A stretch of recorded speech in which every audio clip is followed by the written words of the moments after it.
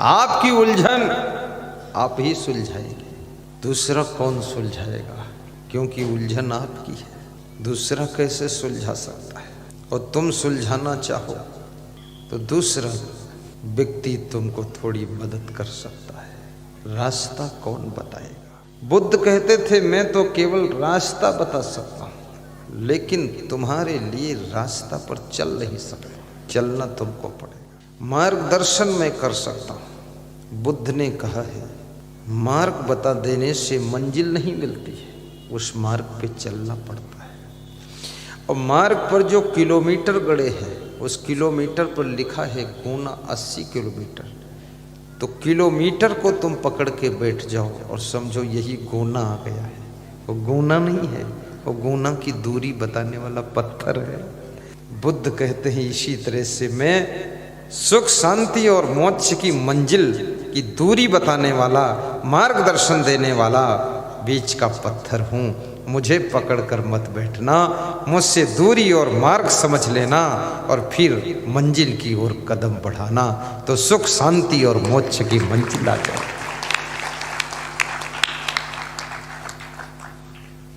दुख सुख बड़ी विचित्र है। कभी आपका धन खो गया, तुम दुखी हो जाते हो। 10 लाख रुपए खो गए, तुम दुखी हो जाते हो। लेकिन याद करना, जब तुम खुशी से अपने मन से किसी प्रोग्राम में 20 लाख खर्च कर देते हो तो तुम प्रसन्न हो जाते हो। 10 लाख खो गए, तुम दुखी हो गए, खिन्न हो गए। और 20 लाख तुमने खर्च कर दिया अपने मन से तो तुम प्रसन्न हो गए। याद रखना, जो कार्य तुम अपने मन से करते हो, अपनी आत्मा से करते हो, उसमें कितना ही खर्च हो जाए तो भी खुश हो जाते हो। और जो कार्य जबरदस्ती कोई कर दे तो तुम दुखी हो जाते हो। धन खोने से भी जिसकी खुशियां न खोए, पद छूटने से भी जिसकी प्रसन्नता न छूटे, वह व्यक्ति पहुंचा हुआ शख्स होता है।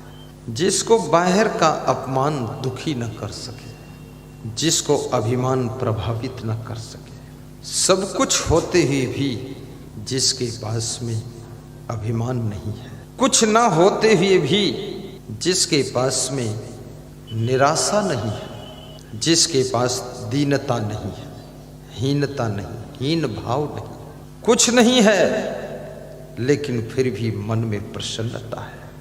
सब कुछ है फिर भी मन में प्रसन्नता है। सब कुछ खो गया है फिर भी मन में प्रसन्नता है। बहुत कुछ मिल गया है फिर भी प्रसन्नता है।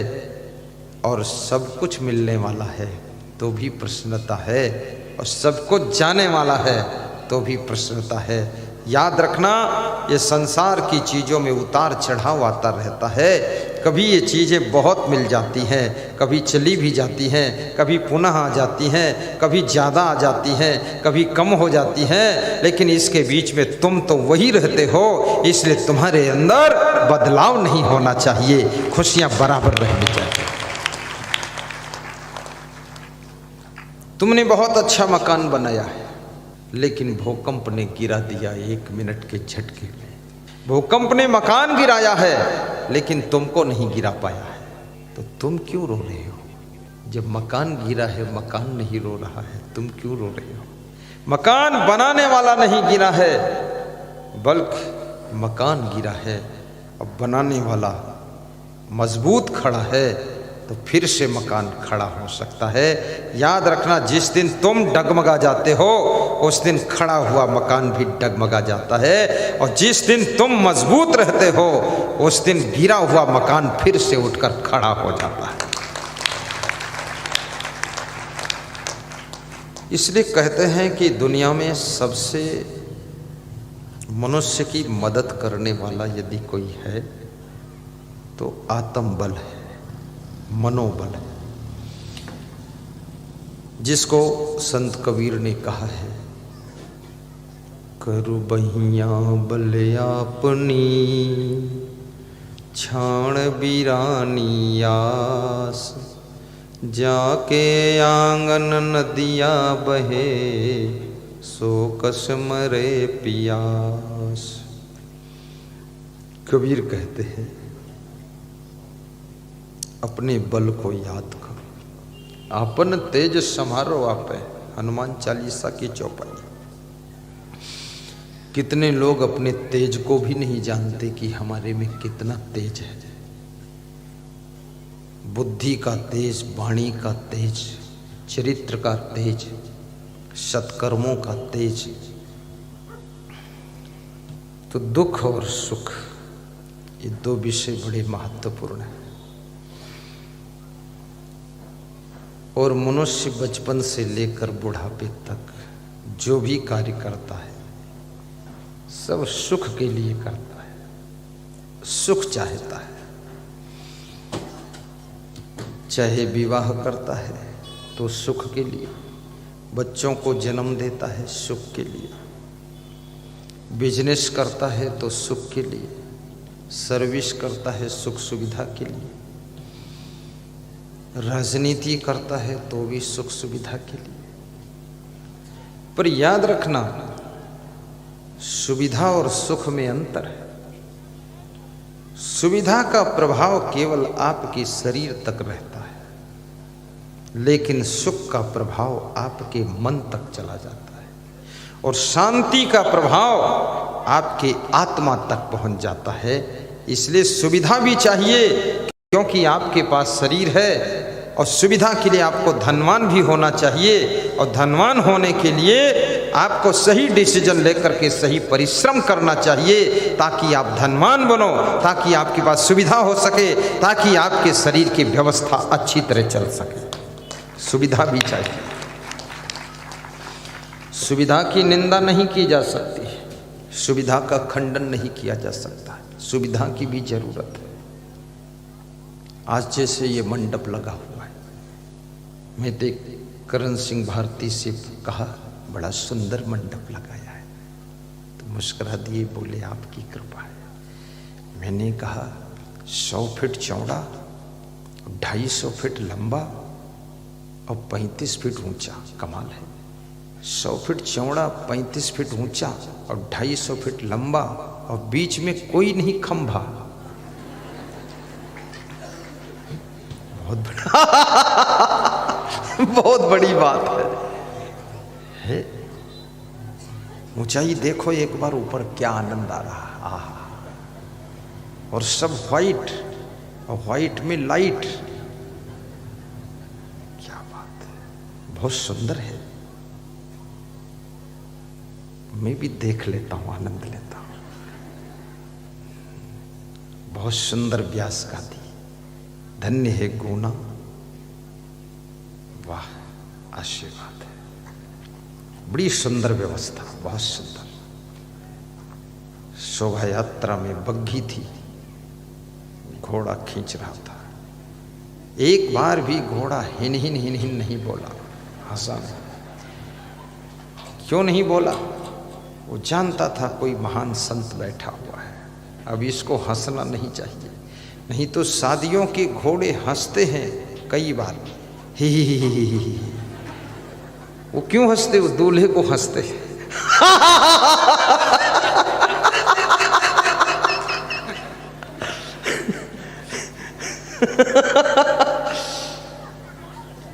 दूल्हा जो बैठा है घोड़े की पीठ पर, उसको हंस रहा घोड़ा, ही करता है। तो दूल्हे ने पूछा तू क्यों हंसता है? बोले मैं इसलिए हंसता हूं कि आज भर तू भी हंस ले, कल से जिंदगी भर तुझे रोना।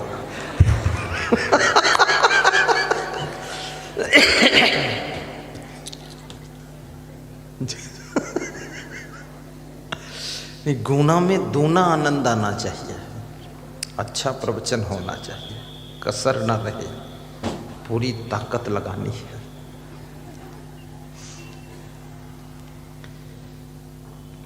अपन आस कीजे बहुत तेरा, बहुत कमुअल फिरल नहीं फेरा।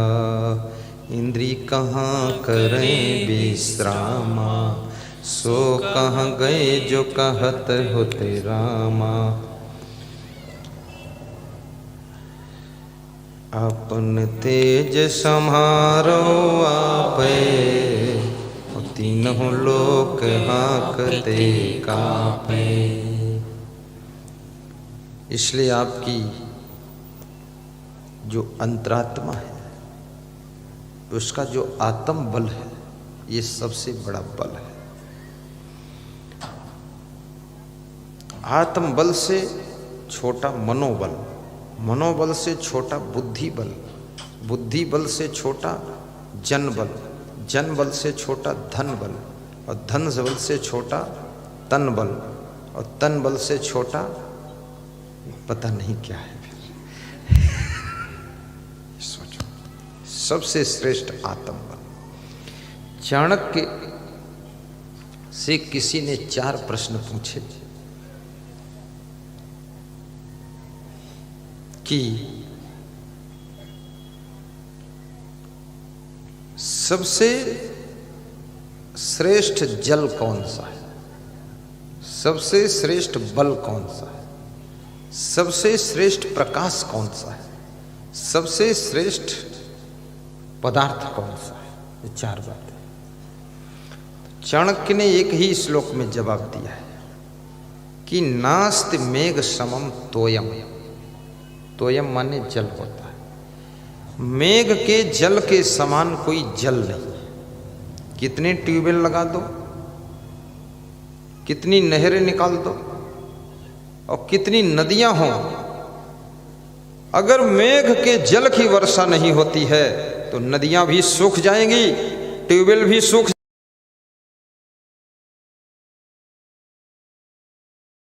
सर्वोपरि मेघ का जल नदी में भी वही जल भर जाता है, तब नदी लहराती है।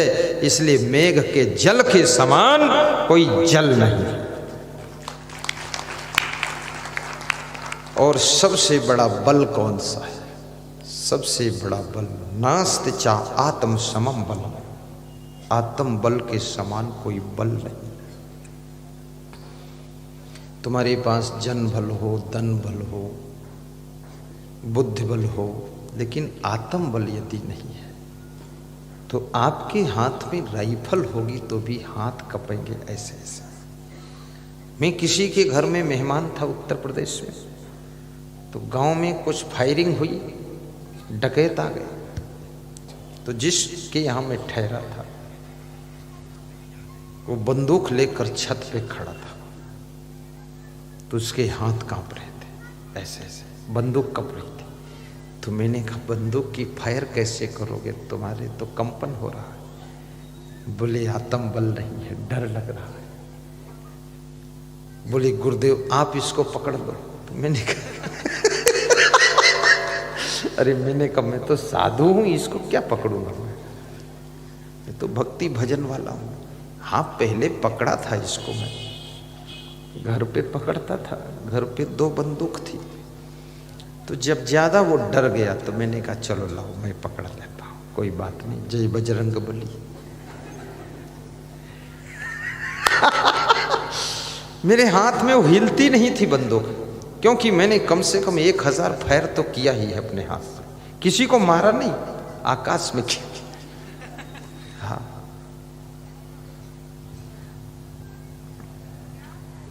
और हमारे पिताजी जो थे वो सबके रक्षक बनकर रहते थे। महाराणा प्रताप जैसी मूंछ रखते थे, किसी को कोई सताए तो बीच में वो आ जाते थे, रक्षक कवच कुंडल बनकर। और तब मैंने सोचा ये आत्म बल बहुत बड़ी चीज है। हनुमान जी के साथ में ना बानर सेना थी, ना रीछ भालू की सेना थी, ना राम थे ना लक्ष्मण थे, हनुमान अकेले थे। लेकिन उनके साथ में फिर कौन था? कोई नहीं था। उनके साथ में राम की कृपा थी और आत्म बल था, इसलिए लंका में अकेले जाकर डंका बजा दिया था।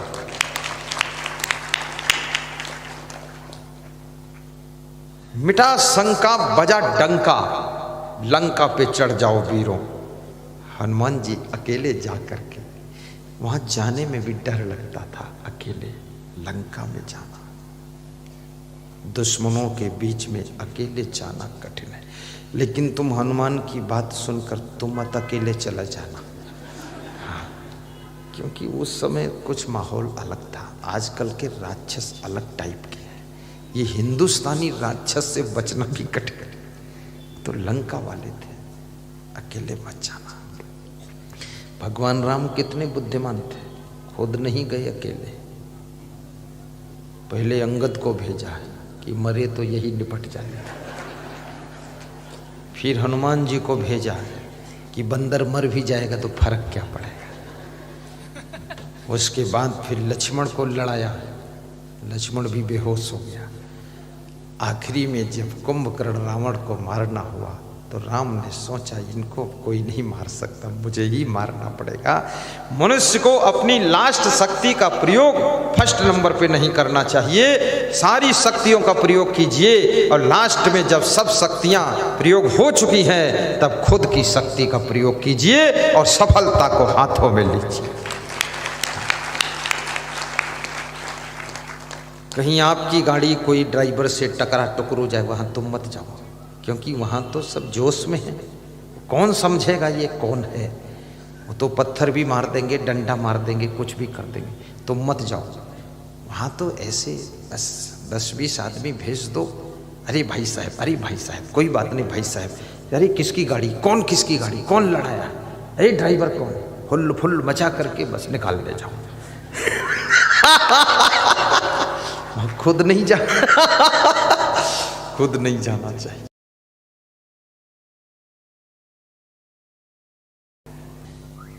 अपन तेज सम्हारो आपे, तीनों लोक हाँकते कांपे।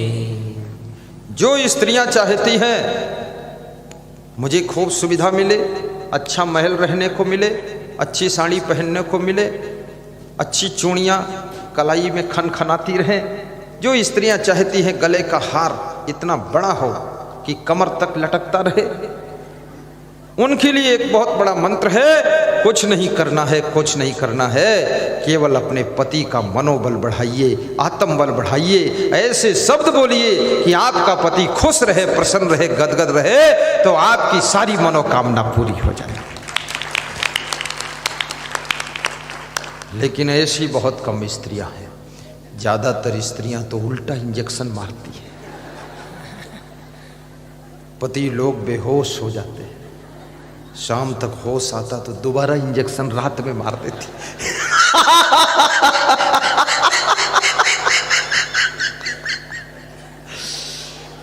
कितने लोग तो अपनी पत्नी को देख करके कांप जाते हैं, ऐसे जैसे बिल्ली को चूहा देखता कांपता है, ऐसी हालत है। देखते हैं अरे ये शेरनी कब न टूट पड़े मेरे ऊपर, बहुत खतरा है। कितनी स्त्रियां तो अपने पतियों को इतना डांटती हैं बेडरूम में, पूरी लंबाई बढ़ा देती है। तो क्या समझ रखा, मूर्ख है, पागल है, बुद्धू है। पति हाथ जोड़ कर कहता श्रीमती जो कहो वही हूं। पर इस तरह अपने पति को कभी मत बोलिए।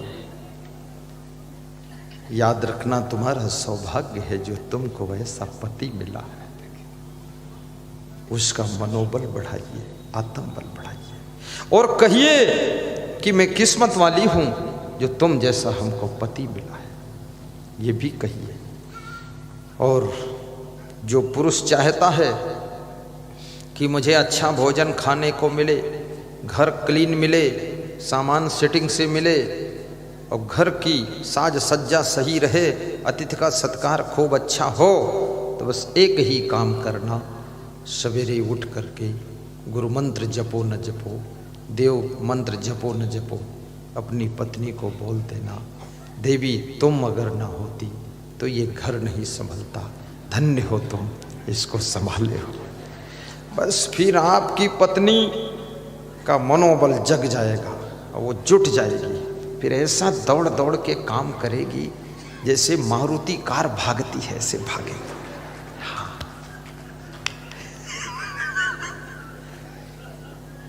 इनको भी जुटाना सीखो। अपने बूढ़े सास ससुर से भी काम लेना सीखो। बूढ़े सास ससुर से ये कहा करो कि आप जितने बुद्धिमान हो हमारे पास इतनी बुद्धि नहीं है।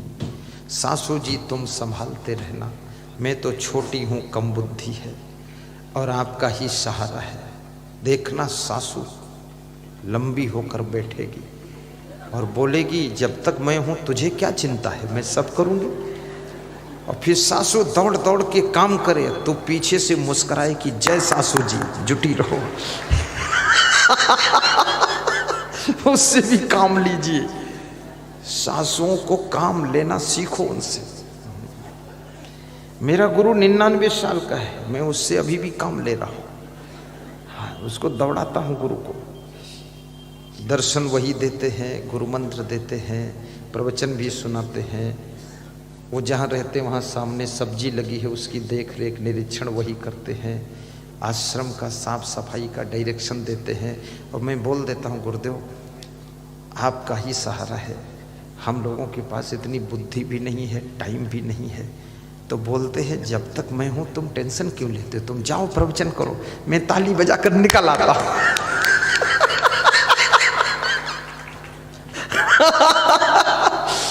सच बताता हूँ, हमारे आश्रम के जो छोटे गुरुजी है ना, उनको अभी वे 95 साल के छोटे गुरुजी। तो मैं उनको बोला, थोड़ा कमज़ोर थे, मैंने बोला साहिब आप कमज़ोर हो रहे हो, अब हमारी देख रेख कौन करेगा। तो उठ के बैठ गए। बोले तुमको कौन परेशान करता, बताओ उसको मैं ठीक कर दूंगा। वो खुद उठ नहीं पाते हैं, उठ के बैठ गए, बोले ठीक कर दूंगा। दूसरों की प्रशंसा करना भी सीखो और अपने माँ बाप की कभी कभी प्रशंसा जरूर किया करो। क्योंकि देवी देवता का सुमिरन कितना ही करो पर उनको कभी साक्षात देखा नहीं है। भगवान का सुमिरन कितना करो साक्षात मिलन हुआ नहीं है। लेकिन तुम्हारे माता और पिता ये देवी देवता का बदला हुआ रूप है, चेंज रूप है। इनको अगर धन्यवाद दोगे, इनको अगर सम्मान दोगे, वो सम्मान सृष्टि के देवी देवताओं को प्राप्त होगा और फिर सृष्टि के देवी देवताओं का आशीर्वाद आपको प्राप्त होगा। इसलिए अगर दैवी संपदा का आशीर्वाद लेना है तो कृपया माता पिता का सम्मान कीजिए और उनको धन्यवाद भी दीजिए, उनके चरण छूकर प्रणाम कीजिए। कितने बेटों को देखा जाता है सबसे ज़्यादा नाराज तो अपने बाप से ही रहते हैं, बहुत खफा, सब रफा दफा, कोई नहीं वफा, सब खफा। माँ बाप भी सोचते हैं जिंदगी भर मर मिटा करते करते, और ये ऐसा महाकाल पैदा हुआ है। एक तो महाकाल उज्जैन में था, ये मेरे घर में ही महाकाल पैदा हुआ। खाम खा क्रोध करता है, ना समझी की बात करता है। जो तुम्हारे पिताजी ने किया है वो बहुत है, जो और जरूरत है तुमको करने को मना कौन करता है। जो तुम्हारे गुरु ने कर दिया, आश्रम बना दिया, वो बहुत है। जो और तुम्हें जरूरत है तो तुमको मना कौन कर रहा, उससे बड़ा बना लो। गुरु पे नाराज क्यों होते हो, पिताजी पर नाराज क्यों होते हो, माँ से टेंशन क्यों करती हो, सास ससुर से खफा मत होइए, बल्कि सास ससुर से कहिए तुम ही मेरे वफा करने वाले हो और सारी गलतियों को रफा दफा करने वाले हो। सास ससुर के रूप में तुम हमें देवी देवता मिले हो। तुम्हें माता च पिता तुम्हें हो, तुम्हें बंधुश्च सखा तुम्हें हो, तुम्हें सर्वम मम देव देव, तुम्हें विद्या द्रविड़म तुम्हें हो, तुम्हें सर्वम मम देव देव। सास ससुर का सम्मान करने वाली नारी भले पूजा करने मंदिर में न जाए, फिर भी उसकी मनोकामनाएं पूरी होती चली जाती है। मंदिर में फूल लेकर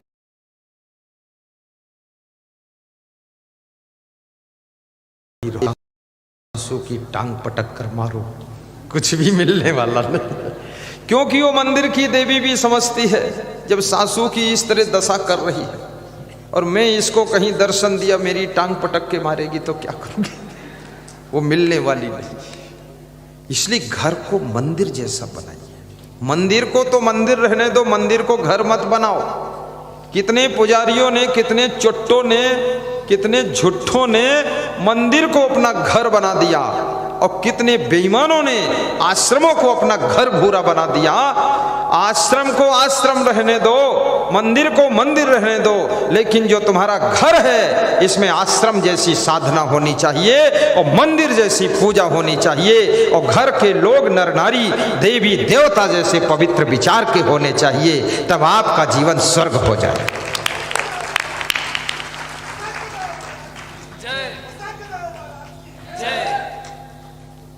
जिन्होंने मंदिरों के लिए जमीन दान दिया, मंदिरों के लिए धन दान दिया, आश्रमों के लिए धन जमीन दान दिया, तुम कौन होते हो उस मंदिर आश्रम को अपना पर्सनल घर बनाने वाले? शर्म नहीं आती है? मंदिर आश्रम के लिए दे न सको तो हजारों लोगों की दान की संपत्ति से मंदिर आश्रम खड़े होते हैं। इसको लेने का तुम्हारा हक नहीं है। अगर इसको लेते हो तो याद रखना, ये 7 पीढ़ियों तक तुमको इसका खामेजा भुगतना पड़ेगा, और 7 जन्म तक तुम्हारी आत्मा को नरक में भटकना पड़ेगा। कृपया धार्मिक संपत्ति को लेने की तैयारी मत कीजिए, उसमें दीजिए कुछ, और किसी मंदिर और आश्रम पर अपना एकाधिकार मत मानिए। अगर किसी आश्रम का आपको कोई महंत बना दिया गया, महंत का मतलब ये नहीं है तुम वहां के गुंडा हो गए। महंत ये तुमको कोई मंदिर या कोई टेकरी आश्रम या कुछ ऐसी जगहों का थोड़ा प्रबंधक बना दिया गया, अब तुम अपना ही बोलबाला चला रहे हो। ये आश्रम की परिभाषा को बिगाड़ रहे हो, ये मंदिर की परिभाषा हो। मंदिर का अर्थ होता है सबके लिए खुला द्वार है, आश्रम का अर्थ है सबके लिए खुला द्वार है। उज्जैन सिंहस्थ कुंभ में जब कैंप अपना लगा था, सबके लिए खुला द्वार था। किसी से पूछना नहीं था आईडी क्या है कि नहीं है, ये भी नहीं पूछना था गुरु जी को जानते मानते हो कि नहीं।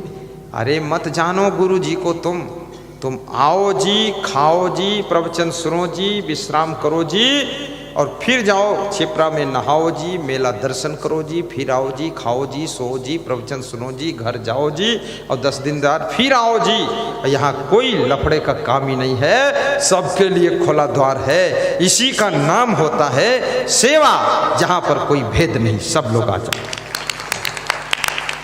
मैं टीवी में तुम प्रवचन, इसमें ऐसे कितने लोग जो मोबाइल के यूट्यूब में और टीवी में हमारा प्रवचन सुन चुके, दोनों हाथ उठाकर बताओ।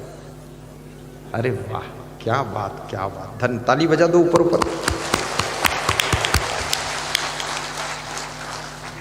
बहुत सुंदर।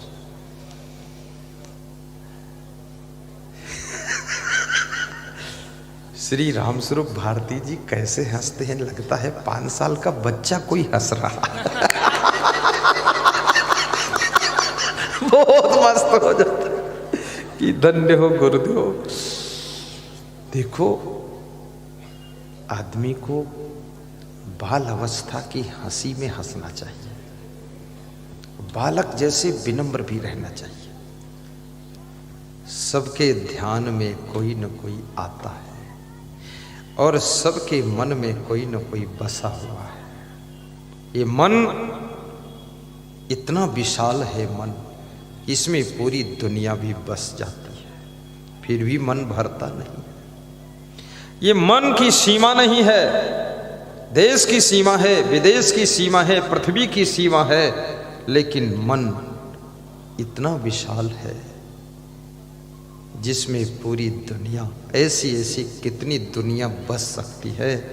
इसलिए याद रखना, इस मन में किसको बसाना है उसको बसाओ, जिसके बसने से वासना उपासना में बदल जाए, क्रोध करुणा में बदल जाए। वाह वाह।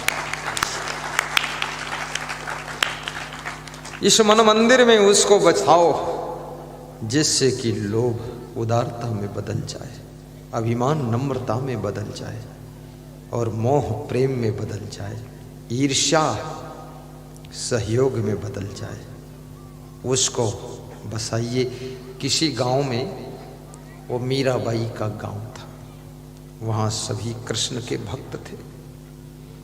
मीराबाई की भक्ति से प्रभावित होकर पूरा गांव कृष्ण का भक्त हो गया। खास रूप से तो स्त्रियां सब कृष्ण का नाम जपने लगी। पुरुष भी गोविंद जय जय गोपाल जय जय बोलने लगे।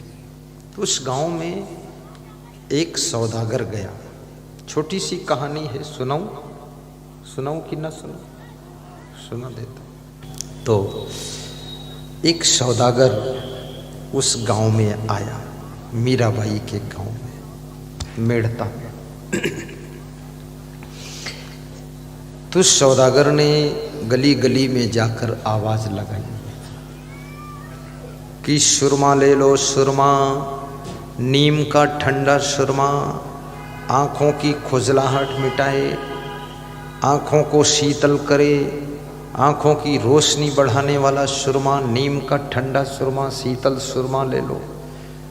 पूरे गांव में घूम घूम कर आवाज लगाई, किसी ने सुरमा नहीं खरीदा। सुरमा जानते हो? आंख में लगाने वाला सुरमा लगाते थे पहले। आजकल लोग सुरमा तो लगाते नहीं, पता नहीं क्या लगाते आंख में। आंख में सुरमा। ऐसे आंख में ये देसी गाय का जो घी होता है ना, थोड़ा सा घी में अंगुली डुबा के आंख के ऊपर लगा दो तो आंख में कभी खुजलाहट और इन्फेक्शन नहीं। और नाभि में घी यदि लगा दो, नाभि में, नाभि ये पेट के पास होती, उसमें घी लगा दो। घी लगा दो नहीं, 2 बूंद डाल दो उसमें गड्ढा है, डालो।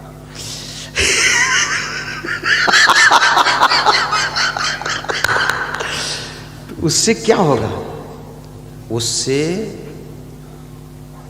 तुम्हारा जो सिर है वो दर्द नहीं होगा। और अगर सरसों का तेल उसमें डाल दो 2 बूंद, तो उसमें क्या होगा? आपकी ओंठें नहीं सूखेंगी, ओंठ नहीं सूखेंगी। और यदि 2 बूंद सरसों का तेल नाक के अंदर लगा दो तो नाक के अंदर कोई इन्फेक्शन नहीं होगा फिर। या 2 बूंद घी लगा दो नाक के अंदर तो आपकी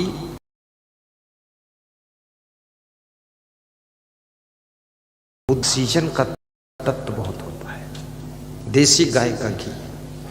तो जब नाक में लगाओगे तो सांस के साथ में माइंड तक ऑक्सीजन फुल जाएगी, तो आपकी बुद्धि का स्मरण बढ़ जाएगा। इसका अर्थ ये भी नहीं है कि उल्टा लेट कर नाक में पूरा भर दो तो गड़बड़ भी हो जाएगा। पूरा नहीं भर रहा है, थोड़ा सा लगाना है।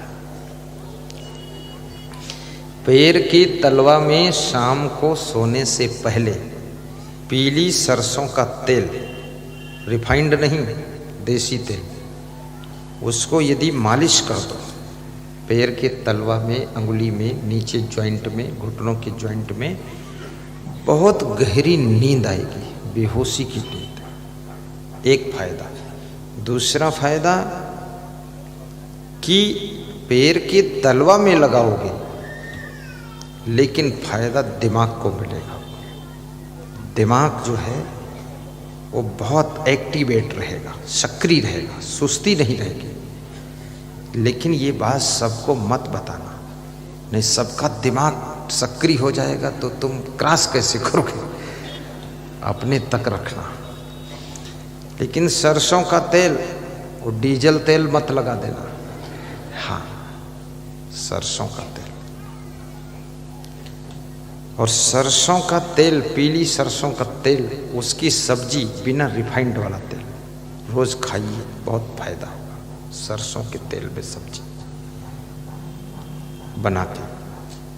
मिर्चा कम डालिए, मिर्चा अधिक खाने से क्रोध बढ़ता है। नमक अधिक खाने से बीपी बढ़ता है। बहुत कम नमक खाने से बीपी लो हो जाता है।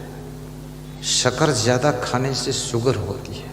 गहरी नींद न सोने से शुगर होती है, ज़्यादा जागने से लकवा अटैक होता है, बहुत बोलने से भी लकवा अटैक होता है। थोड़ा चुप भी रहा करो, शांत रहो। हंसने से हार्ट अटैक रुकता है, हार्ट अटैक नहीं होगा।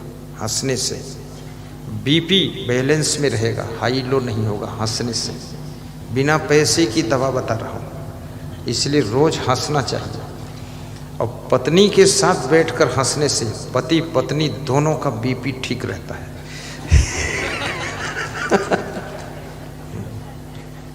हंसना बहुत जरूरी है। हर समय प्रसन्न रहने से बुद्धि की एकाग्रता बढ़ती है। दुखी रहने से बुद्धि की शक्ति कम हो जाती है। उदास रहने से बुद्धि का स्मरण घटता है। अधिक भोजन खाने से बुद्धि की कुशाग्रता कम हो जाती है। कम खाने से बुद्धि की मेमोरी हाई हो जाती है। और कुछ नहीं, बस इतना बहुत। सब तुमको बता देंगे तो हमारे पास क्या रहेगा, फिर कभी बताएंगे।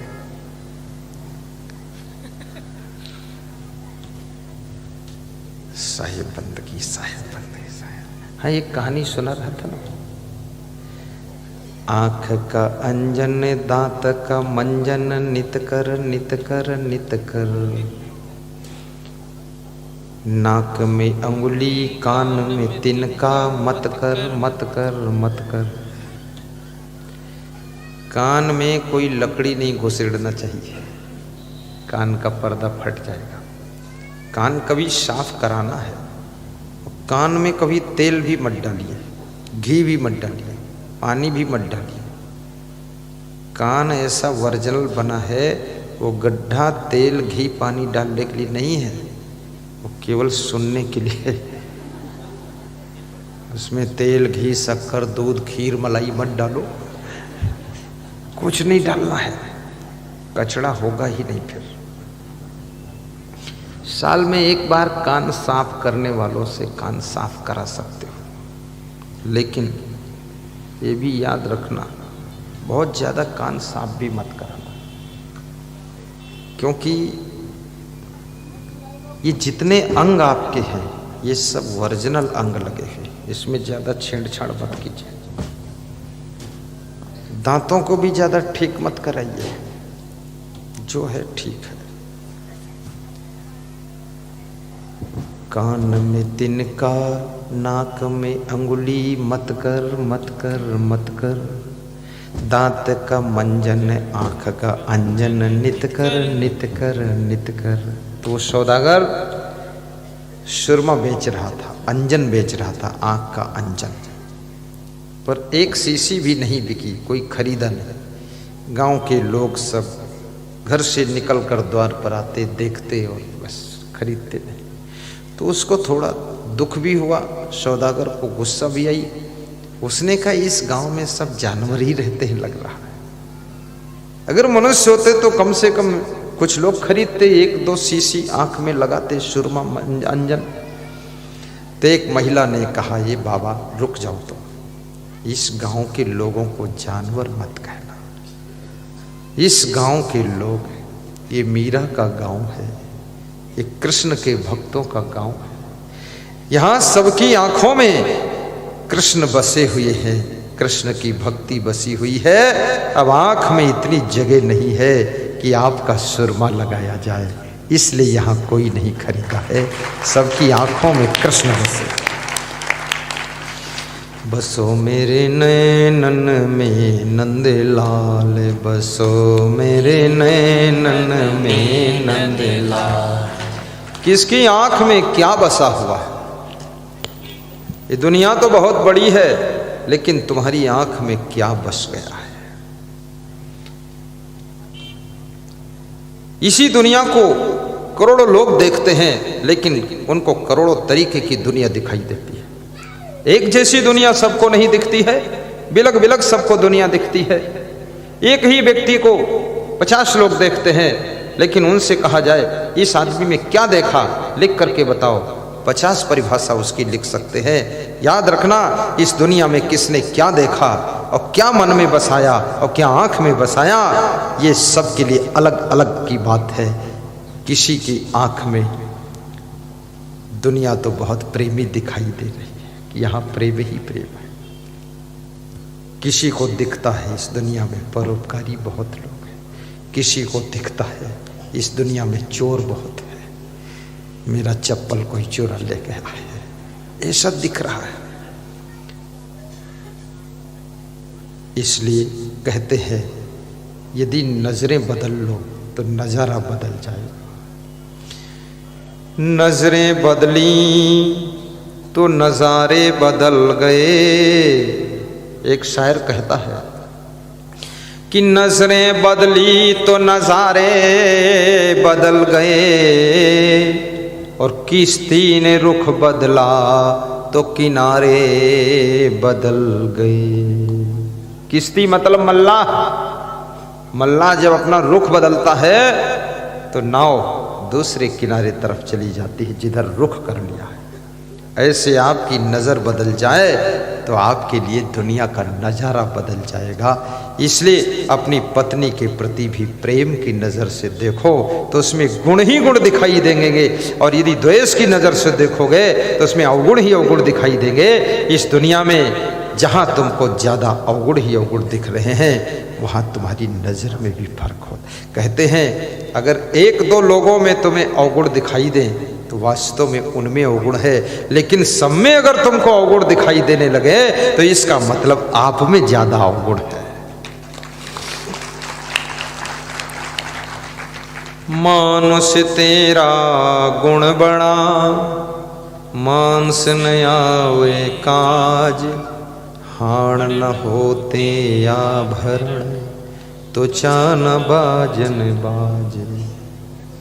संत कबीर कहते हैं हे मनुष्य तेरे गुणों की महिमा है, तेरे गुणों के कारण ही तू बड़ा है।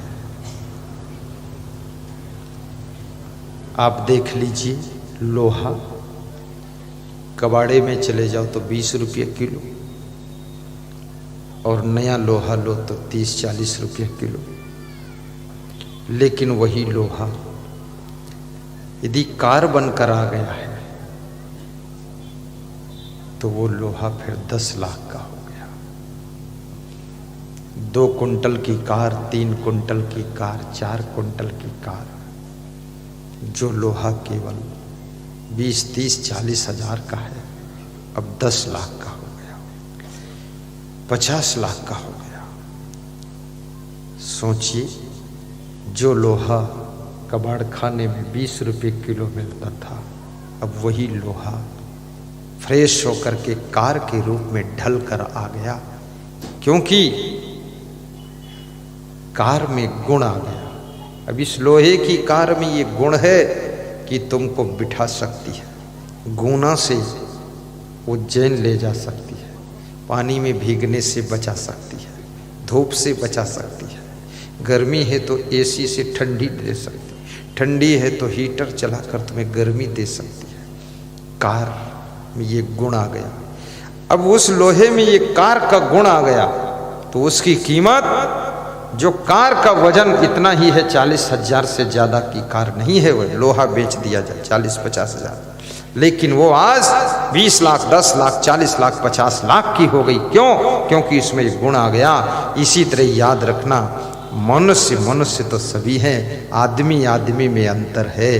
कोई हीरा कोई कंकर है, कोई हीरा कोई कंकर है। जिसमें गुण है उस मनुष्य की कीमत बढ़ जाती है, जिसमें गुण और कला नहीं है उसकी कीमत घट जाती है। देखने में तो सब आदमी हैं, लेकिन उनमें बहुत बड़ा अंतर है, जमी आसमां का अंतर है। इसलिए गुणवान बनो ताकि आपकी कीमत 1000 गुना ज्यादा हो सके। संत कबीर कहते हैं, गुणः पूजा स्थानम न च वयम न च लिंगम। गुणों की हर स्थान पर पूजा होती है। गुणों का सम्मान है, न कोई जाति का सम्मान है, न कोई उम्र का सम्मान है, लेकिन आप में जो गुण है वही आपको सम्मान दिलाते हैं। और जिस मनुष्य में मनुष्यता का गुण नहीं उसको मनुष्य कैसे कहोगे? मानव में मानवता का यदि गुण नहीं तो उसको मानव कैसे कहोगे? मैंने सुना है कुछ मजदूर शक्कर की बोरियां लेकर जा रहे थे और शक्कर की बोरियां पीठ पर लाद कर जा रहे थे। सामने हलवाई की दुकान थी।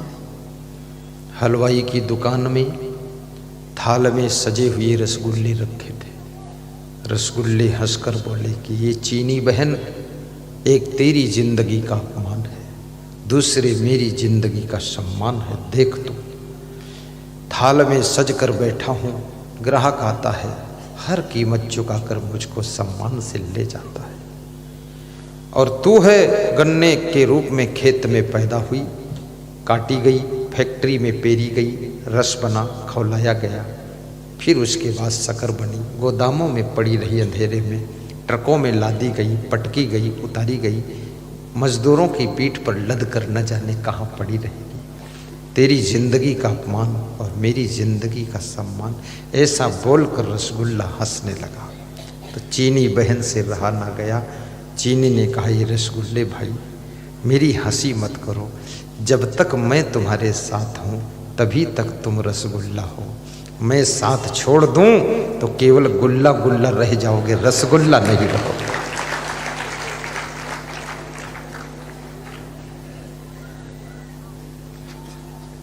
मानवता के गुणों की चीनी जब तक तुम्हारे साथ है तब तक ही तुम मानव हो, और मानवता की चीनी अगर तुम्हारे साथ से दूर हो गई तो तुम मानव नहीं कहलाओगे, फिर तो दानव कहलाओगे। इसलिए मानवता की चीनी ही मनुष्य के अंदर मिठास पैदा करती है, जैसे शक्कर रसगुल्ले में मिठास पैदा करती है। तो मानवता की चीनी अपने अंदर बनाए रखना, इंसानियत की चीनी बनाए रखना, तभी इंसान कहलाओगे। अगर चीनी की मिठास ना हो तो रसगुल्ला नहीं हो सकता है। ऐसे मानवता की चीनी नहीं तो तुम मानव नहीं कहला सकते हो। आप मानव हो और मानव से महामानव बनो, देव मानव बनो।